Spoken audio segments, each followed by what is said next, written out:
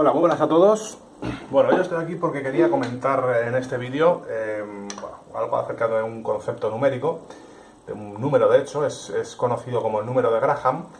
Y bueno, los motivos por los cuales me parece interesante hablar de esta cantidad los voy a comentar a continuación, pero antes me gustaría contextualizar un poquito el problema matemático en el que este número se presenta, ¿de acuerdo? Bueno, vamos a empezar dibujando un cuadrado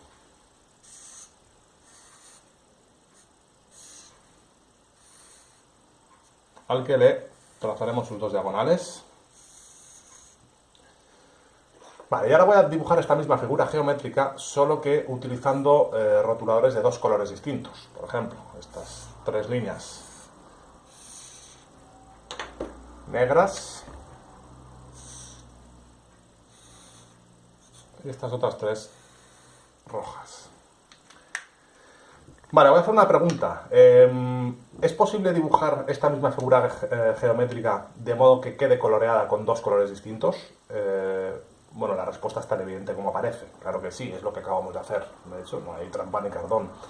Hemos dibujado un cuadrado junto con sus dos diagonales, de modo que algunos trazos aparezcan coloreados de color rojo y otros de color negro.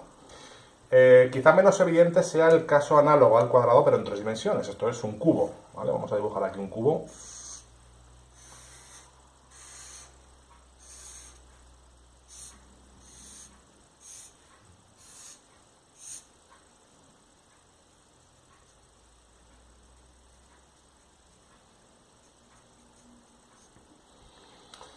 Vale. Bueno, a este cubo, las seis caras de este cubo les vamos a dar un tratamiento igual al que le hemos dado al cuadrado. Es decir, vamos a empezar a pintar algunas diagonales negras, por ejemplo esta otra de aquí, la superior, y otras de color rojo. Esta de aquí, esta otra. Bueno, vamos haciendo esto con todas y cada una de las seis caras del cubo, de modo que obtenemos para cada una de ellas una configuración bicolor, ¿vale? Rojo y negro, como la que hemos obtenido con el cuadrado. Pero no solamente vamos a hacer eso para las seis caras clásicas de un cubo, digamos, sino que vamos a hacer una pequeña extensión en la definición de cara del cubo al siguiente concepto. Vamos a considerar estos cuatro vértices, por ejemplo, y vamos a unir estos cuatro vértices con líneas rectas. Tal que así. Y así. ¿De acuerdo? Bueno, se puede ver que, que la unión de estos cuatro vértices define un plano en el espacio, que en este caso es un plano inclinado, ¿verdad? Un plano que secciona diagonalmente al cubo y cuya parte interna al cubo de este plano, bueno, pues constituye una superficie plana, semejante al cuadrado que teníamos inicialmente, a la cual yo también le puedo trazar una diagonal negra y una diagonal roja. De modo que nos proponemos hacer este ejercicio no solamente con las seis caras normales de un cubo, sino con todas aquellas caras que pueden ser obtenidas como resultado de la unión de cuatro vértices cualesquiera del cubo. De ese modo, una vez hemos trazado todas las correspondientes líneas, algunas de color rojo y otras de color negro, nos volvemos a formular la misma pregunta. Es decir, ¿podemos dotar al cubo de una configuración de colores igual a la obtenida con el cuadrado, pero para todas y cada una de sus caras? Bueno, dado que vive aquí una cierta congestión ya de líneas rojas y negras, a lo mejor no puede visualizarse adecuadamente, pero la respuesta es que sí, se puede obtener una configuración de colores, como la he mencionado anteriormente. El problema es cuando nos planteamos este ejercicio con un hipercubo de cuatro dimensiones, porque claro, un hipercubo, por ser de cuatro dimensiones, no puede ser representado geométricamente, ni puede ser visualizado al uso, ¿vale? No en vano eso no significa que las figuras en cuatro dimensiones, en cuatro y más dimensiones espaciales, no mantengan una serie de propiedades geométricas y matemáticas en general que las hace susceptibles de ser estudiadas, de trabajar con ellas y en ocasiones incluso de llegar a resultados pues ciertamente interesantes. Como no se puede dibujar ni representar geométricamente, pues no voy a intentarlo, pero ya avanzo que se puede demostrar matemáticamente que también se puede dar una configuración de colores a un hipercubo de cuatro dimensiones igual o semejante a la obtenida con el cubo o con el cuadrado. ¿Qué pasa con cinco dimensiones? Pues tampoco se puede representar geométricamente, pero se demuestra matemáticamente que también es posible esa tal configuración de colores. Para 6 dimensiones, lo mismo. Bueno, luego, quizás llegados a este punto, lo más interesante sea formularnos esa pregunta en términos más generales. Es decir, si yo avanzo, sigo aumentando progresivamente el número de dimensiones para cierto hipercubo, me encontraré en algún momento con un número de dimensiones para las cuales no puede ser realizado este ejercicio. Dicho de otra forma, ¿existe un número de dimensiones para un cierto hipercubo que haga que toda forma de colorearlo, según lo descrito aquí, deje inevitablemente por lo menos una de sus caras uniformemente coloreadas, como el caso de este primer cuadrado? Vale, la respuesta es que sí, efectivamente. Este ejercicio no puede ser realizado indefinidamente para cualquier número de dimensiones, para un hipercubo. Existe un cierto número de dimensiones para las cuales esto es imposible. Ese número de dimensiones no es un número definido, es un valor acotado, es decir, es un valor que se sabe que tiene que estar dentro de dos ciertos valores, con toda seguridad. Esos valores son como cota inferior 11 y como cota superior n. n es una cierta cantidad, un número concreto. Y es el número de Graham, es la cantidad protagonista de nuestro vídeo. El motivo por el cual he querido dedicarle un vídeo es muy sencillo, y es que pasa por ser la mayor cantidad finita jamás utilizada en cualquier ámbito científico a lo largo de toda la historia del saber científico del ser humano. Dicho de otra forma, es el número más alto útil que jamás ha sido necesario utilizar para cualquier cometido práctico. ¿De acuerdo?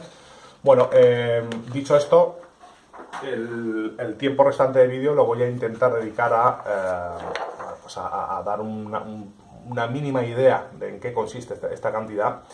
Ya avanzo que es una cantidad inconmensurablemente grande, pero bueno, vamos a intentarlo de todas formas. Lo primero que hay que decir acerca de este número es que cualquier sistema de numeración ordinario se presenta completamente inútil para expresar tal cantidad. Es decir, el sistema de numeración decimal típico de toda la vida, con el que escribimos, con el que contamos las cosas cotidianas del día a día, es absurdamente... O sea, cualquier intento que hagamos utilizando el sistema de numeración decimal es inútil. Se presentan también inútiles las potencias, las torres de potencias, es decir, construcciones aritméticas del tipo pues 10 elevado a 10 elevado a 10 elevado a 10. Nos podemos pasar años escribiendo una expresión de ese tipo sin más que añadir exponente tras exponente y no llegaríamos nunca al número de Graham. De modo que la primera conclusión que se extrae de este hecho es que necesitamos algo especial, necesitamos algún tipo de notación numérica muy particular que sea especialmente idónea para expresar cantidades inconmensurablemente grandes. ¿De acuerdo? Vale, tal notación existe y es conocida como notación de Knuth, en honor a un matemático, al matemático que ideó esta nomenclatura, esta notación numérica. Se revela especialmente importante en este punto del desarrollo entender perfectamente en qué consiste y cómo opera esta notación, porque no solamente nos permitirá en última instancia describir cuantitativamente el número de Graham, sino que además nos proporcionará un método para desarrollar, o sea, nos va a permitir desarrollar un método que nos permite desembocar en tal cantidad. Es una notación sagital, esto es que utiliza de flechas, ¿vale? El operador que he utilizado se denota con una flecha y actúa de la siguiente forma. Vamos a ver, por ejemplo, 3, flecha 2, esto es 3 elevado a 2. 5, flecha 4, por ejemplo, esto es 5 elevado a 4. De modo que el primer caso es muy sencillo, es decir, esto lo que nos define es, cuando tenemos una sola flecha, el número que queda a la izquierda me define la base de una cierta potencia y el número que queda a la derecha de la flecha nos indica el exponente de tal potencia. En este caso, 5 flecha 4 es 5 elevado a 4. Vale, ¿qué pasa si yo utilizo dos operadores flechas? Si yo uno dos flechas. Por ejemplo, 2 flechas, 3. Bueno, en este caso lo que tenemos es 2 elevado a 2 y elevado a 2. ¿Qué pasa si yo hago, por ejemplo, 4 doble flecha 5?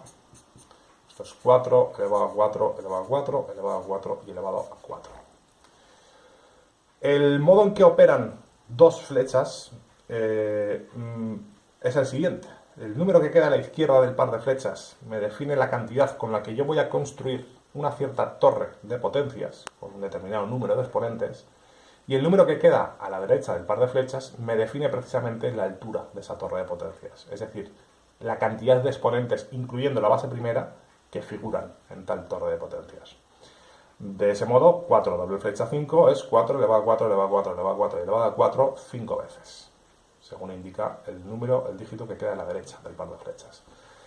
Vale, voy a poner un tercer ejemplo, que es el que va a suponer el punto de partida para el desarrollo, que en última instancia nos permitirá definir el número de Graham, y es 3 doble flecha 3. Esto, según lo he visto hasta ahora, pues es 3 elevado a 3 y elevado a 3, ¿verdad? Esta cantidad, si 3 elevado a 3 es 3 por 3, 9 por 3, 27, esto es 3 elevado a 27. Y 3 elevado a 27, expresado en notación decimal, en números normal y corrientes de toda la vida, nos da el siguiente resultado. Estos son 7.625.597.484.987 unidades. ¿Ya? De modo que una pequeña torre de potencias construida a base de treses, solamente con 3 de ellos, me arroja un resultado del orden de 7 billones de unidades. Vamos al siguiente paso. ¿Qué pasa si yo añado un tercer operador flecha a la expresión antes mencionada? Bueno, esto me redefine una nueva torre de potencias construida también a base de treses, ¿con cuántos exponentes, cuántos treses figuran aquí? Y ya avanzo que a partir de este momento entramos en terreno resbaladizo, ¿de acuerdo? El número de treses, el número de exponentes que tenemos que disponer en esta torre de potencias viene definido por la cantidad anterior. Es decir, aquí tenemos que meter 7.625.597.484.987 treses, uno encima de otro. Esta cantidad es ya absurdamente grande. ¿De acuerdo? Ya no hay esta cantidad, ya no existe nada en el universo que se encuentre en tal magnitud, en tal cantidad. ¿Vale? Aquí estamos ya trascendiendo un poquito ya a lo tangible, ¿vale? De los números. Pero eso no es todo. ¿Qué pasa si yo añado un cuarto operador flecha? Y aquí sí que las cosas empiezan a ponerse realmente feas. Bueno, esto me vuelve a definir una torre de potencias también construida a base de treses, con una cantidad de exponentes igual a la definida por el resultado de la operación matemática anterior. Despacito y buena letra. Vamos a concretar esto. Vamos a suponer, por ejemplo, que yo tengo la capacidad de cálculo necesaria, el tiempo necesario, la paciencia necesaria y todos los atributos humanos necesarios para efectuar la siguiente operación matemática. 3 elevado a 3, elevado a 3, elevado a 3, elevado a 3, elevado a 3, 7 billones de veces. Bueno, el resultado de tal monstruosidad matemática me define a continuación el número de exponentes que tienen que ser ubicados en la torre de potencias correspondiente a añadir un solo operador flecha más. Esta cantidad es que no hay por dónde cogerla, ¿vale? Ambas realmente son cantidades enormemente grandes, pero es importante y es interesante recaer en que esta es infinitamente mayor que esta, ¿vale? De esta todavía hay algo a lo que nos podemos agarrar, y es el siguiente hecho.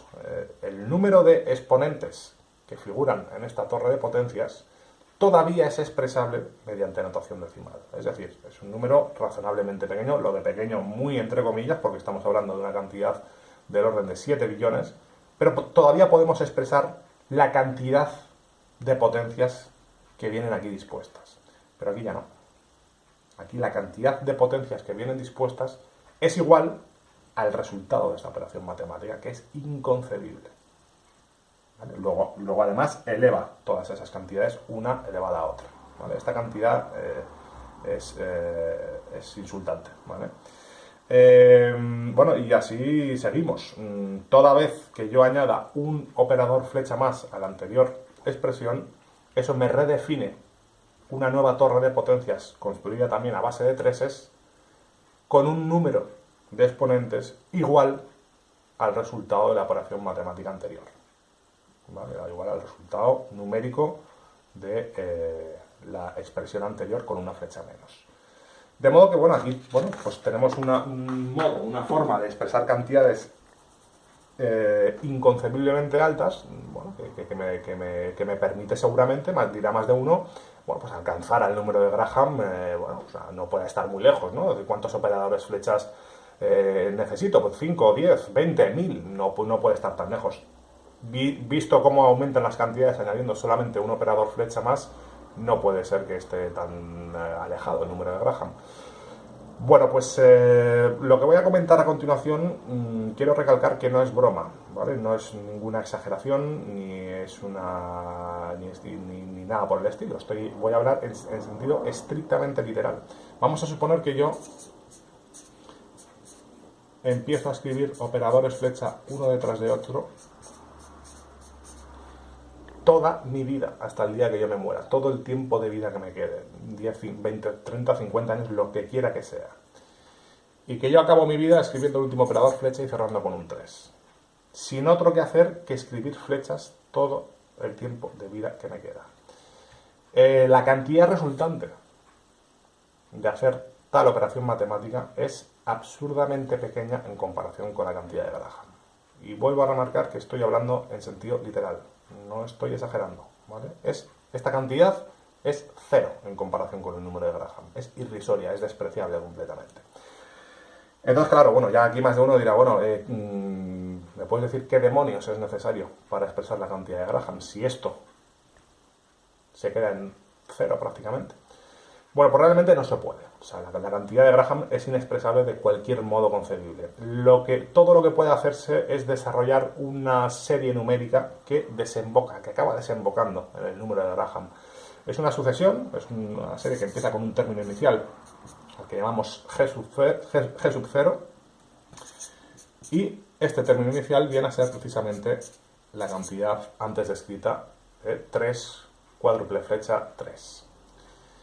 Esta serie tiene una cierta cantidad de términos, son un total de 64 términos, y ya para los impacientes avanzo que el término 64 es efectivamente la cantidad de Graham, ¿vale? De modo que hay luz al final del túnel, vamos a decir. Bueno, la pregunta queda en el aire. ¿Qué es necesario? ¿Qué tengo que hacer para ir avanzando término a término? ¿Cuál es la norma matemática que rige el crecimiento de esa sucesión numérica? Bueno, este es el punto realmente en el que el concepto de cantidad de Graham pues estalla en toda su magnitud y eclosiona de una forma en que todo lo visto hasta ahora en el desarrollo es una nimiedad en comparación con lo que viene ahora. Porque, ¿qué tengo que hacer para pasar del término inicial al término 1? Bueno, pues 3 y una cierta cantidad de flechas entre ese par de treses. ¿Qué cantidad de flechas figuran aquí?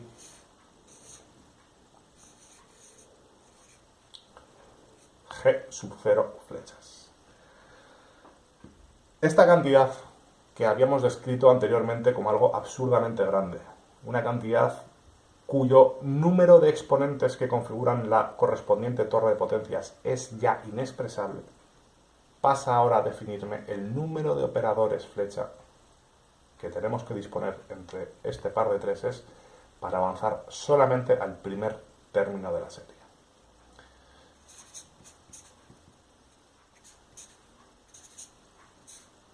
Para avanzar al segundo término de la serie,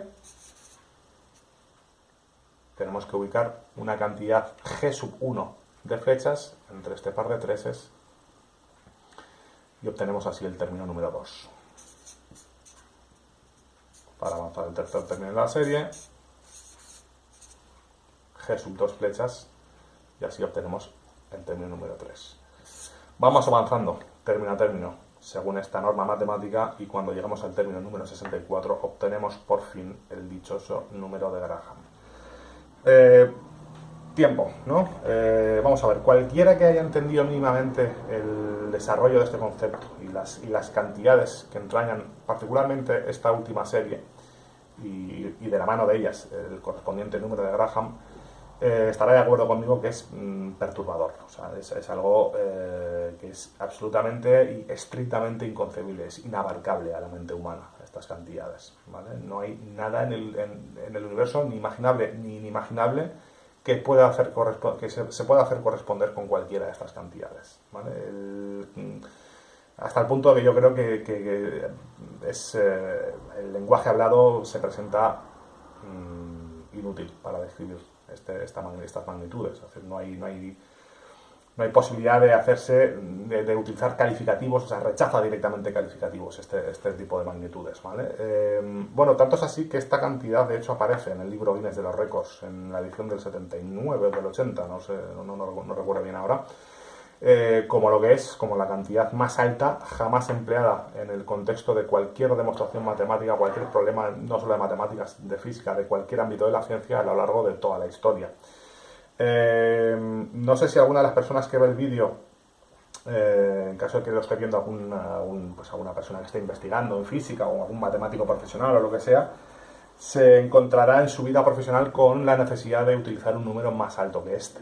En caso de que así sea, me gustaría que me llamase, se pusiese en contacto conmigo y yo prometo actualizar el vídeo al día siguiente. No en vano, creo que no me va a llamar nadie, no sé por qué, en un número de Graham de años.